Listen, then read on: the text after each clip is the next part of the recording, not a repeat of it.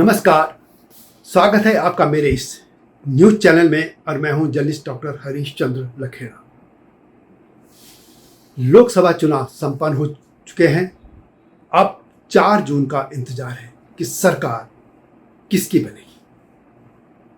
सरकार किसकी भी बने ये तो उसी दिन तय हो जाएगा 4 तारीख को। लेकिन क्या आप जानते हैं कि सांसदों को, जो नवनिर्वाचित सांसद है, उनको शपथ कौन दिलाता है? जब सरकार बनती है तो मंत्रियों को या प्रधानमंत्री जो भी होते हैं उनको शपथ राष्ट्रपति दिलाते हैं, लेकिन सांसदों को कौन दिलाता है? और प्रोटेम स्पीकर क्या होता है, इसी पर मैं बात करूंगा। लेकिन जब तक मैं आगे बढ़ूं, आपसे अनुरोध है कि इस चैनल को सब्सक्राइब अवश्य कर दीजिए। और मेरा एक और चैनल है, उसका नाम है हिमालय लोग, उसको भी देखिएगा। और मेरी एक किताब है, उसको भी आप देखिएगा।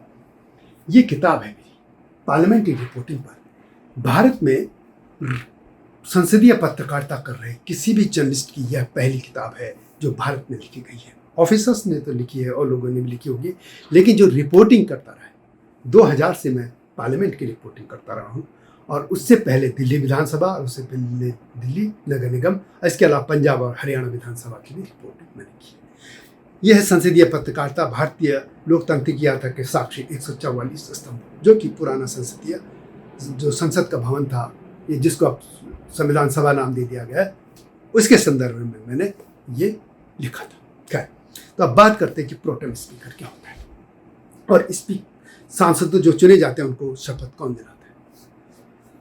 सांसद अब जब जैसे दिल्ली आएंगे, तो जैसे मैंने पहले भी बताया एक वीडियो में कि उनके लिए दिल्ली में चाहे रेलवे स्टेशन हो या एयरपोर्ट है, उनके लिए स्वागत कक्ष बना दिए गए हैं। और वो 5 जून से काम करेंगे और आगे 14 जून तक, यानी उनको रिसीव करेंगे। उनका स्वागत केंद्र है। उसके बाद उनको जहाँ ठहरने का इंतजाम हो वहाँ ले जाया जाएगा। और इसके अलावा फिर जो पार्लियामेंट एनेक्सी में उनकी पूरी जानकारी ली जाती है ऑनलाइन। उसमें नाम, उम्र, पिता का नाम, शिक्षा का नाम, किस क्षेत्र से लड़े, टेलीफोन नंबर। वैसे टेलीफोन नंबर पार्लियामेंट भी लोकसभा भी देगा, पार्लियामेंट का जो सदन है। इसके अलावा और भी कई चीज़ें होती हैं उसमें। वो इसलिए देते हैं कि उनका आई कार्ड बनेगा, उनका CGSS कार्ड बनेगा, बैंक खाता बनेगा, गाड़ी की जो आएगी उस पर रेडियो फ्रिक्वेंसी टैग, कई चीज़ें इस तरीके से उसमें लगेंगे। खैर, लेकिन अब सवाल है इनको शपथ कौन दिलाएगा। शपथ ऐसा होता है कि जब पूरी चुनाव प्रक्रिया हो जाती है, सांसद जो चुना जाता है उसको भी एक लेटर दे दिया जाता है निर्वाचन अधिकारी की तरफ से कि आप चुने गए। जब पूरा प्रोसेस हो जाता है तो जो चुनाव आयोग है, यानी तीनों चुनाव आयुक्त तो राष्ट्रपति के पास जाते हैं और उनको बताते हैं कि हमने ये चुनाव करा लिया। उसके बाद राष्ट्रपति ये देखते हैं कि कौन सी बड़ी पार्टी सरकार बनाने की हालत में है, या कई बार बड़ी पार्टी का नेता दावा भी करता है सरकार बनाने का, और फिर उसको यदि राष्ट्रपति के विवेक पर है, वो संतुष्ट हो जाते हैं, तो वो सरकार बनाने के लिए बुला लेते हैं।